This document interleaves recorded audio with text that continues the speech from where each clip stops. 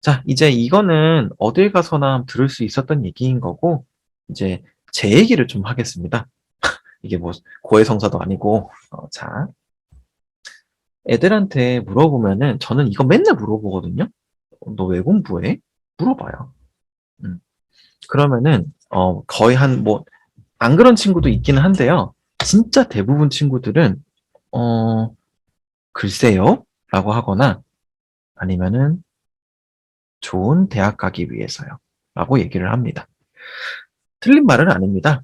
그러면 좋은 대학은 왜 가려고 해? 그러면은 뭘로 귀결이 될까요? 돈으로 귀결이 된다, 돈으로. 돈 많이 벌고 싶어서요.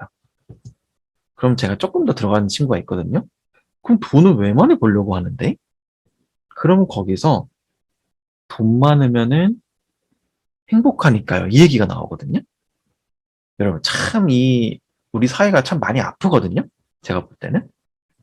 그, 지금 요 강의 들으시는 분들 대부분 다 아마 학부모분들일 텐데, 여러분 자녀분들이 요즘에 핸드폰으로 유튜브 많이 보잖아요.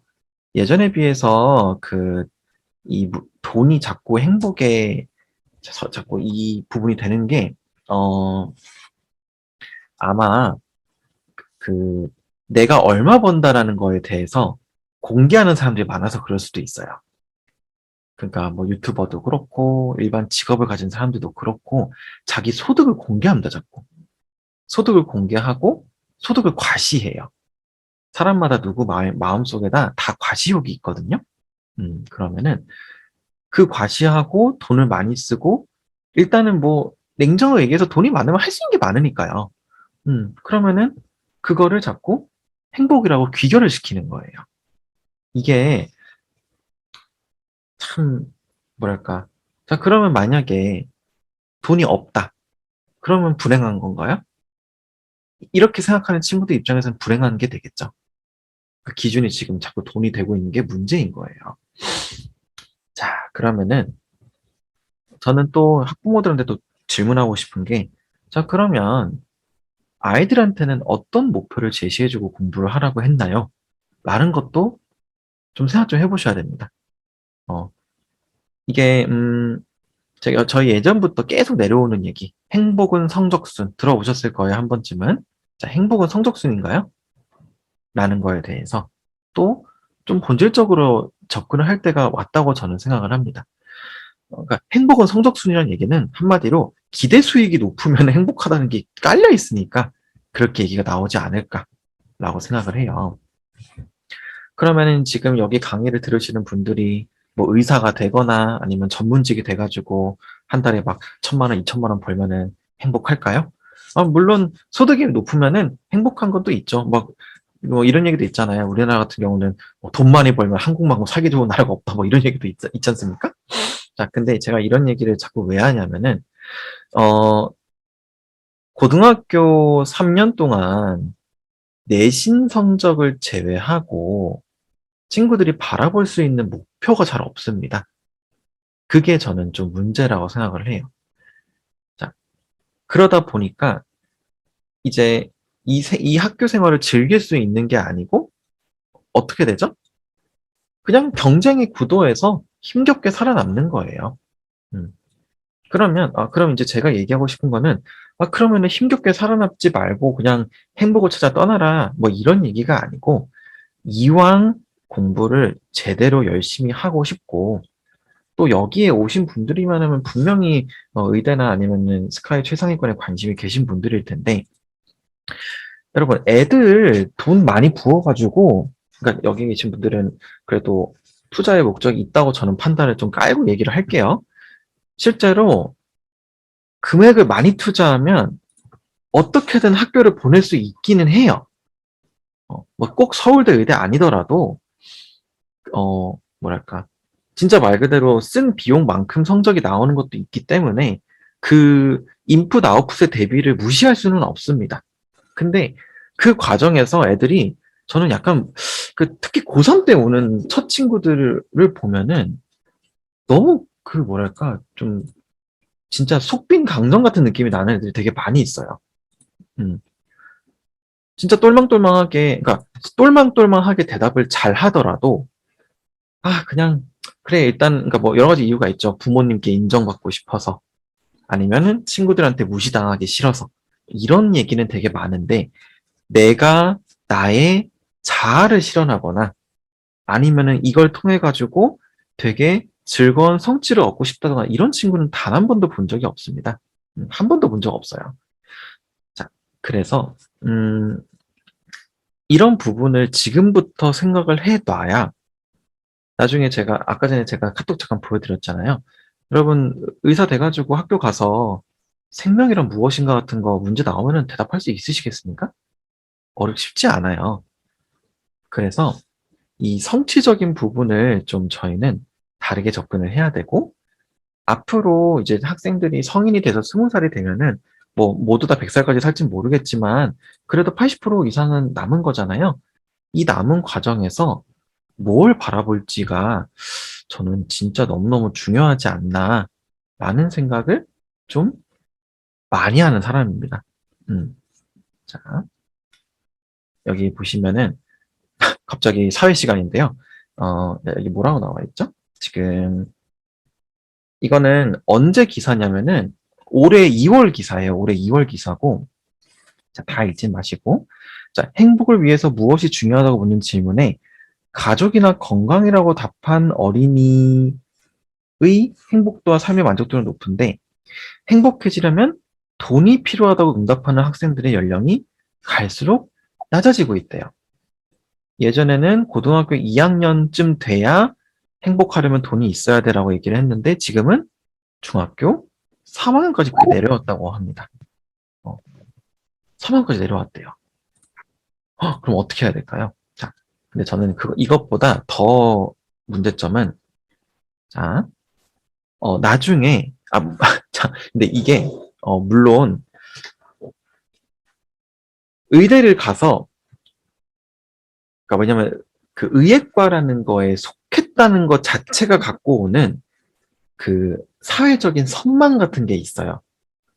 그래서 스카이나 아니면 의대를 갔을 때, 나 여기 오기 너무 잘못 선택해서 이런 친구들을 많이 보진 못했거든요. 어쨌든 간에 내가 열심히 해서 왔으니까. 악으로 깡으로 버티는 거죠. 근데 이 사회적인 위치가 좋아서 아니면은 이 학교 네임밸류가 나의 가치를 완성시켜줘서 그런 식으로 학교 생활을 하면은 저는 결국에는 나중에 언젠가는 한번 이 본질적인 거를 고민해야 되는 텀이 온다고 생각을 합니다. 그래서 그런 목적성이 없이 학교를 가니까 불행한 어른들이 양산된다라고 저는 보고 있어요. 자, 왜 이걸 제가 넣었냐면은, 자, 여러분 이건 개인적인 얘기인데요. 여러분 저는 지금 컨설턴트로 일한 지 이제 7년 정도 됐거든요. 그렇게 막 오래 한 건 아니에요. 좀 젊은 편인데, 아직 젊다고 하기도 좀 애매하기는 합니다만, 사람마다 돌이키고 싶은 시즌이 있죠. 근데 저는 그게 언제냐면은 전 대학교 때예요. 대학교 때. 참 아이러니한 게 여러분 제가 지금 의대 애들 컨설팅하고 이공계열 애들 한다고 하니까 이과 출신일 것 같죠. 저 완전 생 문과 출신이거든요. 저 경영학과 나왔어요. 근데 저 때 왜 제가 경영학과를 나왔냐면은 2008년이랑 2009년쯤에 경영대학 나오면 대기업 가기 쉬워라는 얘기가 돈 적이 있습니다. 여러분 지금 문이과 통합 세대잖아요. 그 왜 그러냐면은 저 때 졸업한 문과 비율이 65%가 넘었어요. 그러니까 지금이랑 역전이죠. 지금은 문과가 훨씬 적습니다. 아마 여러분들이 또 어른이 됐을 때는 아마 이과 쪽이 과포화될 수도 있습니다. 근데 어쨌든 간에 그러고 나서 성적에 맞춰가지고 학교를 그냥 갔더니 저는 4년 동안 내가 도대체 이 공부를 왜 하고 있나라고 엄청나게 후회를 많이 한 사람이에요. 그래서 지금도 돌이킬 수 있으면은 물론 뭐 경영학과를 안 가고 다른 노선을 탔으면은 아마 이 직업을 안 하고 있을 수도 있을 텐데 직업이 고정되었다는 다른 전제로 깔면은 저는 대학생활 굉장히 후회하는 사람입니다. 4년 동안 너무너무 우울적했어요. 뭘 위해 노력하는지도 모르겠고 이걸 노력해가지고 대기업을 가면은 뭐 그럼 내 인생이 완벽해지나? 라는 것도 걱정이었고 취업을 해도 뭔가 뭔가 이게 내가 원하는 게 아니다라는 생각이 들은 적이 있습니다. 제가 예전에 그 잠깐 네이버에서 근무한 적이 있어요. 길진 않았지만. 근데 그때도 금방 그만뒀거든요. 안 맞는 거예요. 어, 자, 그러면 이제 여기서 이제 얘기하고 싶은 거는 저는 진로를 아주 늦게 잡은 사람입니다. 근데 여러분들한테 진로 늦게 잡아도 상관없다고 얘기해 주는 게 아니고 지금부터 고민할 수 있는 기회가 충분하다고 말씀을 좀 드리고 싶어요. 그러면은 그 고민을 뭘 통해서 해야 되느냐? 저는 현재 수행평가에서 나오는 탐구 보고서를 해야 된다고 생각하는 사람입니다.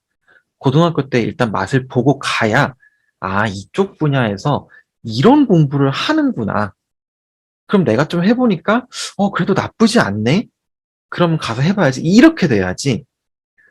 그냥, 입학만을 위해서 수준 높고 난이도 높은 컨텐츠만 하고 학교를 들어가게 되면은 가서 너무 힘들 거예요. 내가 생각한 공부가 아니니까. 요즘에 K-무크든 뭐거든 되게 여러 가지 대학 강의들이 오픈형으로 많아서 미리 들어볼 수 있지만 지금 학생들 K-무크 들을 시간 있나요? 아마 없을 거예요. 그런 까지 고민할 여유도 없고요. 그러면 내가 관심 있는 분야에서 어떤 연구가 어떤 식으로 이루어지는지를 알고 그 학과를 가는 것부터가 시작입니다. 자, 그래서 뭐 여러분들한테 지금 행복하세요 라기보다는 가서 불행하지는 않았으면 좋겠다라는 생각을 합니다.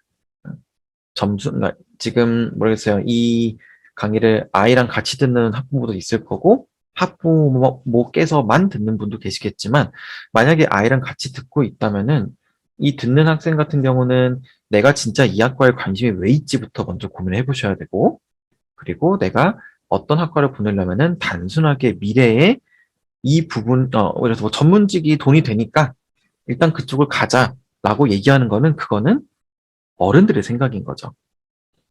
이 친구가 그쪽에 관심이 있을 거란 보장이 없지 않습니까? 그래서 그런 부분에 대해서 고민을 좀 같이 할 수 있으면 좋을 것 같아요. 자, 그리고 제가 앞에서 너무 딱딱한 얘기만 해가지고 조금 풀어주면은, 자, 여러분 여기 보면은 저한테 맞는 미래직업은 무엇인가요? 애들이 되게 많이 물어보거든요, 이런 거. 성적은 좋은데 뭘 할지를 모르죠. 뭐 이런 경우는 근데 많이 없습니다. 대부분 성적이 안 좋은 친구들이 저런 걸 많이 물어봐요. 성적 좋은 친구들은 일단 뭐라도 하겠다라고 생각을 하고는 있습니다. 공부는 열심히 하고 싶은데 진로가 잡혀있지 않으니 막막하다. 맞는 미래직은 무엇인가? 요즘에 여학생들이 약대를 그렇게 많이 선호를 하거든요. 약대? 약대를 진짜 많이 가고 싶어 하고 또 이제 일부 설명회에서 약대 입시가 여러분들한테 유리합니다. 여학생분들 뭐 준비하세요. 이렇게 얘기를 많이 해요. 근데 실제로 여학생들이 약대 입시 유리한 거 맞긴 맞거든요. 왜? 여대들이 약대가 많으니까. 숙대, 이대, 동덕여대, 그리고 덕성여대까지. 서울여대를 제외하고는 모두 다 약대가 있어요. 그러니까 유리한 게 맞죠. 음. 자, 근데 제가 지금, 올해 약대 준비하고 싶다고 그 상담한 친구가 거의 10명이 넘는데 걔네들한테 약사 왜 하고 싶어 물어봤을 때, 저 이것 때문에라고 한 친구가 한 명도 없었어요. 자, 뭐라 나와 있죠? 여러분 나이대에 진로를 명확하게 잡아서 그 직업만을 위한 확신을 갖고 공부한 친구, 진짜 여기 보면은 100명 중에 한 명이라고 적어놨지 저는 한 명도 안 된다고 생각하거든요. 있을 리가 없어요. 그 직업을 경험을 해보지 못했는데 어떻게 합니까? 음. 부모님이 의사여도 부모님이 약사여도 똑같아요. 저 확신을 갖고 지금 직업을 갖는 거는 당연히 어려워요. 자, 그러면 일단 좀 극단적인 케이스로 내가 진로가 진짜 아예 없어. 뭘 할지 완벽하게 아예 모르겠고, 나는 뭐, 누가 그냥 정해줘도 그냥 대충 할래라고 하면은, 이런 경우는 보통 저희가 성적을 기반으로 판단합니다. 자, 뭐라고 나와있죠? 자, 좋아하는 것과 잘하는 것. 여러분, 직업적인 부분도 그렇고, 과목을 선택할 때도 그렇고, 잘하는 것과 좋아하는 거 고르라고 하면은, 저도 잘하는 거 고르라고 합니다. 왜냐면, 내 진짜 능력은 내 본질적인 능력은 별로 흥미가 없더라도 성적이 잘 나오는 거에는 이유가 있는 거예요. 그러면, 자, 내가 인지를 못하고 있을 뿐이지, 시간 대비. 자, 내가 1시간을 투자해서 수학 공부를 했는데, 성취율이 한 30%밖에 안 돼. 근데 내가 1시간만 투자했는데, 영어는 막 100% 이상이 나와. 그러면 영어를 잘하는 거예요. 그러면 잘하는 분야에 대해서, 그럼 내가 잘하는 분야에서 무슨 연구가 이루어지고 있을까에 대해서 고민하는 것도 하나의 너무너무 좋은 방법이라 할 수 있습니다. 자, 제가 해드릴 말이 너무 많으니까 이게 속도가 잘 안 나는데 속도를 조금만 낼게요. 자, 학교 내에서 지금 중학교 자유학기제, 중학교 진로 시간, 진로 검사, 뭐 MBTI, 뭐 애니어그램, 별 검사를 다 하셨을 거고 진로를 잡으려 노력하셨으나 여러분 자유학기제 지금 만약에 여기 중학교 학생이 있으면은 자유학기제 기억나시나요? 제가 저번 주에 동탄에 중학교 출강 갔다 왔는데 거기서도 물어봐도 아무도 기억 못해요. 자유학기제 뭐 했는지. 그러면 자유학기제가 잘못됐냐? 그렇다기보다 자유학기제 구성이 아이들의 진로를 다 잡아주기에는 아직은 자리가 정착되지 못했다는 걸 의미를 합니다. 자, 그러면 학교에서 여러분들 진로를 정해주는 건 한계가 있어요. 어떻게 해야 될까요? 자, 정시가 2025년에는 뭐 한 45%까지 늘어난다는 얘기가 있는데 그러면 정시하는 게 맞을까요?